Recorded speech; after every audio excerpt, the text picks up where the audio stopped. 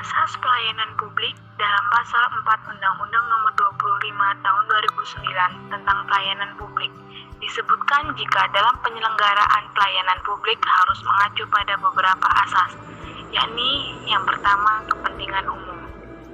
Artinya pelayanan publik digunakan, dimanfaatkan, dan ditunjukkan untuk kepentingan masyarakat umum.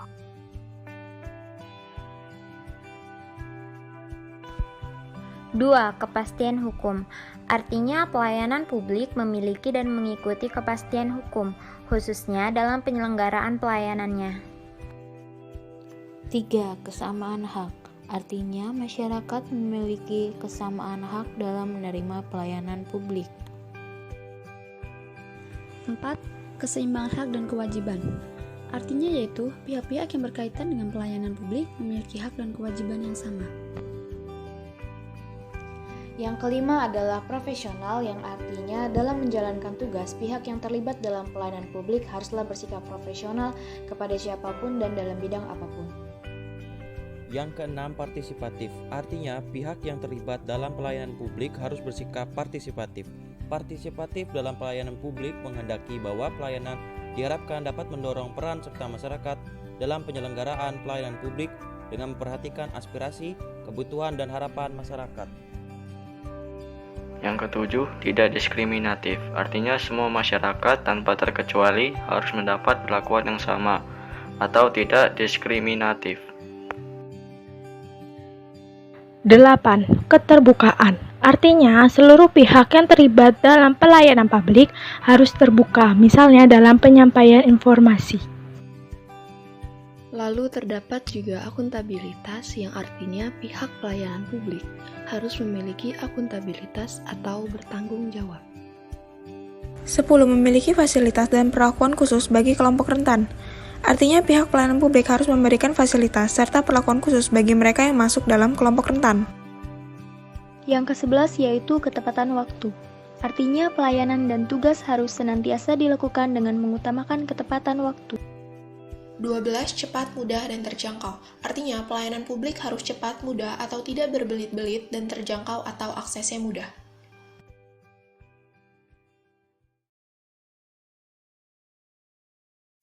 Tujuan pelayanan publik pada dasarnya adalah untuk memuaskan dan memenuhi kebutuhan sesuai dengan keinginan masyarakat pada umumnya. Untuk mencapai hal ini, diperlukan kualitas pelayanan sesuai harapan dari masyarakat. Kualitas pelayanan publik merupakan tolak ukur untuk menentukan bagaimana kinerja layanan publik di suatu lembaga penyedia layanan publik.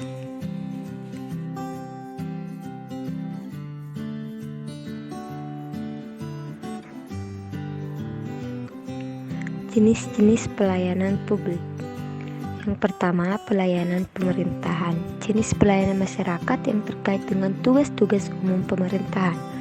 Fast and profesional, seperti pelayanan pembuatan KTP, SIM, pajak, perizinan, serta keimigrasian. Sebagai contohnya, pelayanan publik di Gerai Pelayanan Publik Atrium Pondok Gede.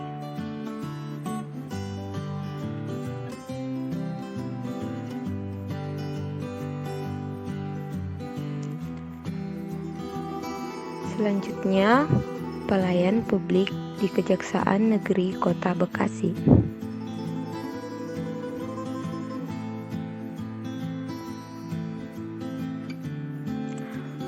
Selanjutnya, pelayan publik di Polres Bekasi Kota Siang.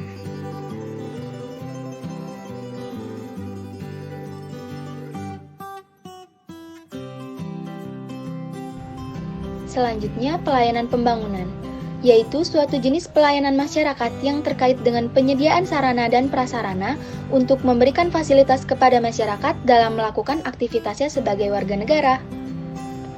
Berikut adalah contoh pelayanan pembangunan di masyarakat, seperti pembersihan di area sekitar jalan raya, memperbaiki jalanan yang rusak, seperti video tersebut.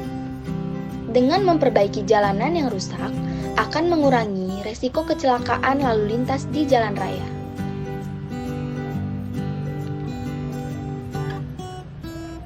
Memperbaiki jalanan yang rusak, yaitu dengan cara memberikan aspal yang baru untuk menutupi jalanan yang rusak.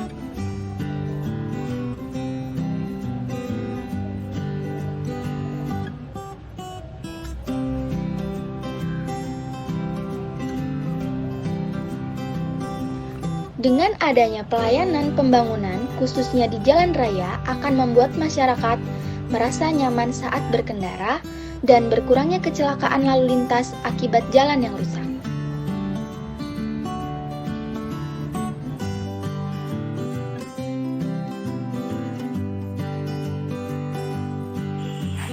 Pelayanan utilitas ialah jenis pelayanan yang terkait dengan utilitas bagi masyarakat seperti penyediaan dan pelayanan kebutuhan hidup berupa listrik, air, dan transportasi lokal bagi masyarakat dalam pemenuhan kebutuhan hidup.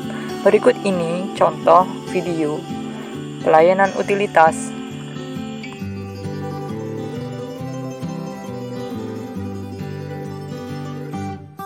Materi berikutnya adalah pelayanan sandang, pangan, dan papan, di mana jenis pelayanan ini menyediakan bahan kebutuhan pokok masyarakat dan kebutuhan perumahan seperti penyediaan beras, gula, minyak, gas, tekstil, dan perumahan murah. Berikut ini adalah contoh dari pelayanan sandang, pangan, dan papan. Masyarakat menerima bantuan sosial dari pemerintah yang berupa sembako atau bahan pokok lainnya.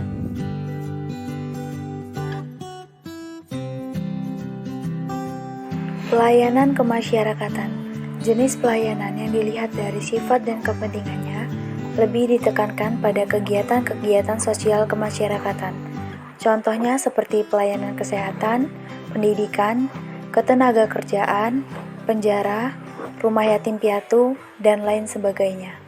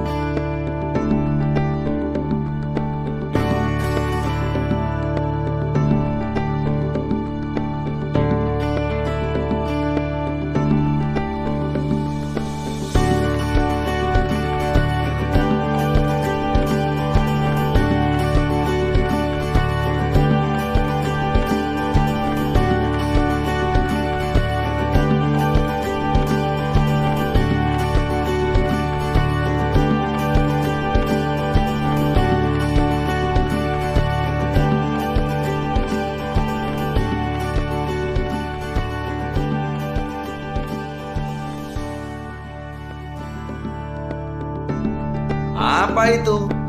Standar pelayanan publik. Dan itu apa? Itu sudah ada di Undang-Undang Nomor 25 Tahun 2009 tentang pelayanan publik dan juga Permenpan Nomor 36 Tahun 2012. Iya, tapi standar pelayanan publik itu apa? Tolok ukur yang digunakan sebagai pedoman penyelenggaraan pelayanan juga untuk acuan penilaian kualitas pelayanan publik. Karena pelayanan yang berkualitas, cepat, mudah, terjangkau, dan terukur itu sudah jadi kewajiban dan janji penyelenggara kepada masyarakat. Hanya 14. Bisa ditambah sesuai kebutuhan setempat dan berdasarkan kesepakatan antara penyelenggara dan warga dalam penyusunan standar pelayanan. Standar pelayanan publik ini penting ya. Berarti ini bisa jadi jaminan untuk mendapatkan pelayanan yang responsif, transparan, dan akuntabel bagi masyarakat. Tepat. Dan standar ini juga membuka akses informasi pelayanan publik untuk proses pengawasan serta meningkatkan kesadaran atas hak dan kewajiban dalam pelayanan publik. Ini juga sangat berguna bagi penyelenggara pelayanan.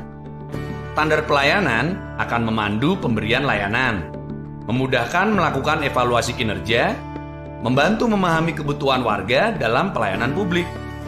meningkatkan kesadaran warga untuk terlibat aktif dalam pelayanan publik, dan menjadi alat advokasi dalam pemenuhan standar pelayanan itu sendiri. Ya, betul sekali. Mau tahu bagaimana penyusunannya? Mau. Ada 3 tahapan, yaitu 1. Penyusunan standar pelayanan, 2. Penetapan standar pelayanan, 3. Penerapan standar pelayanan, dan penting bagi penyelenggara untuk melibatkan warga dalam 3 tahapan tersebut. Karena pertemuan antara penyelenggara dengan warga pada saat penyiapan dan penyusunan rancangan standar pelayanan merupakan jembatan dialog yang mampu mendekatkan bahkan mempertemukan kebutuhan masyarakat dengan kemampuan penyelenggara. Di tahap 1 inilah empati dan saling percaya dapat ditumbuhkan pada para pihak yang terlibat.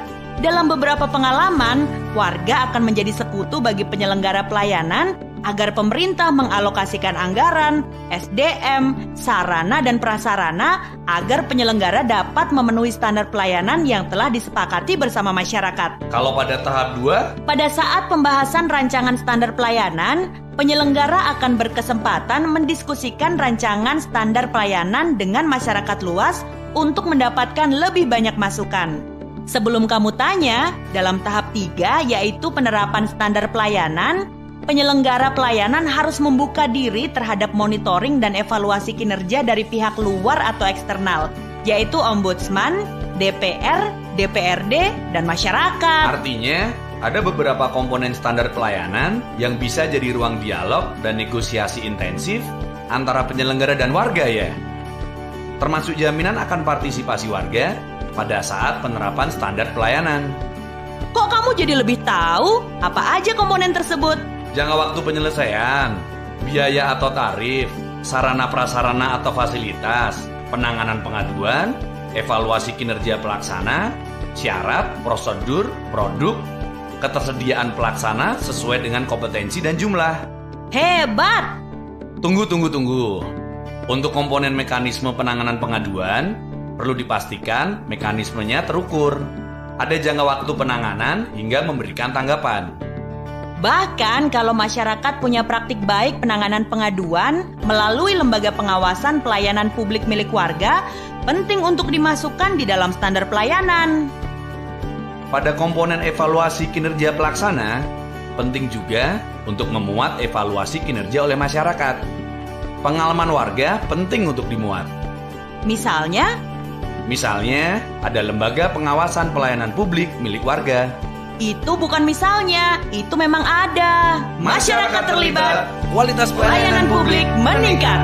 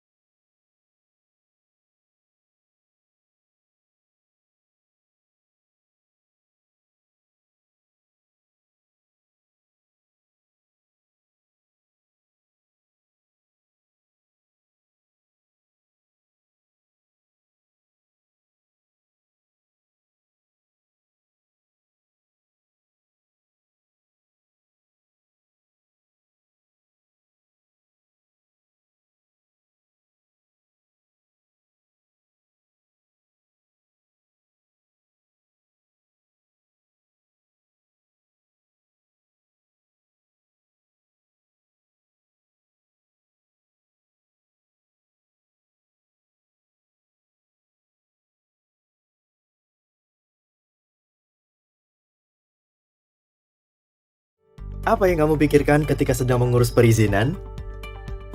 Atau saat harus menggunakan BPJS di rumah sakit? Listrik di daerah kalian sering padam? Atau air di tempat kamu sering berhenti mengalir? Apakah kamu menunggu terlalu lama? Atau biaya yang kalian keluarkan tidak wajar? Biasanya, kalian melakukan apa untuk menyikapinya? Kalian bisa lebih baik dari itu, karena kita semua berhak mendapatkan pelayanan publik yang baik.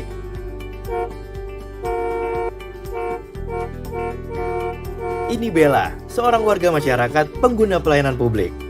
Bella menyadari pelayanan publik yang baik merupakan hal yang sangat penting dalam mendukung aktivitas kehidupannya sehari-hari. Bella merasa perlu berkontribusi melaporkan apa yang dia alami, dengan tujuan pemerintah sebagai lembaga yang memfasilitasi pelayanan publik bisa dengan cepat memperbaiki pelayanan publik tersebut. Awalnya, Bella tidak tahu bagaimana dan harus kemana menyampaikan aspirasinya. Dia hanya menulis status di beberapa media sosialnya dengan harapan statusnya tersebar luas dan bisa sampai ke instansi yang terkait. Tapi seiring berjalannya waktu, Bella melihat pelayanan publik tersebut belum mengalami perbaikan. Dia merasa apa yang sudah dilakukannya belum tepat sasaran. Karena Bella ingin pelayanan publik bisa lebih baik, dia pun terus mencari tahu kemana harus melapor yang benar. Akhirnya, dia menemukan apa yang selama ini dia cari. Lapor, layanan aspirasi dan pengaduan online rakyat, merupakan sarana interaktif berbasis media sosial yang mudah, terpadu, tuntas untuk memberikan aspirasi, informasi, dan pengaduan mengenai pelayanan publik di Indonesia. Berdasarkan Peraturan Presiden Nomor 76 Tahun 2013 tentang pengelolaan pengaduan pelayanan publik, Lapor sudah ditetapkan sebagai sistem pengelolaan pengaduan pelayanan publik nasional, yang artinya semua lapisan masyarakat dapat menyampaikan pengaduan tentang segala jenis pelayanan publik di seluruh tingkat pemerintahan. Lapor merupakan wujud kolaborasi Kementerian Pendayagunaan Aparatur Negara dan Reformasi Birokrasi, Kantor Staf Presiden, dan Ombudsman Republik Indonesia. Lapor dapat diakses dengan mudah melalui SMS, website, aplikasi, Twitter, dan unit pengaduan yang berada di beberapa lembaga pemerintahan. Dan apabila sampai batas waktu yang ditentukan laporan belum ditindaklanjuti, Lapor akan meneruskan laporan ke Ombudsman Republik Indonesia yang bertindak sebagai pengawas penyelenggaraan pelayanan publik untuk memfasilitasi penyelesaian masalah sampai tuntas. Bella segera melakukan proses daftar yang mudah di website Lapor dengan mengisi data diri singkat. Karena ingin menjadi pelapor yang baik, dia menguraikan pokok permasalahan secara jelas, lengkap, dan kronologis, menyebutkan waktu dan tempat kejadian, menggunakan bahasa Indonesia yang baik dan benar, serta melampirkan bukti pendukung apabila tersedia.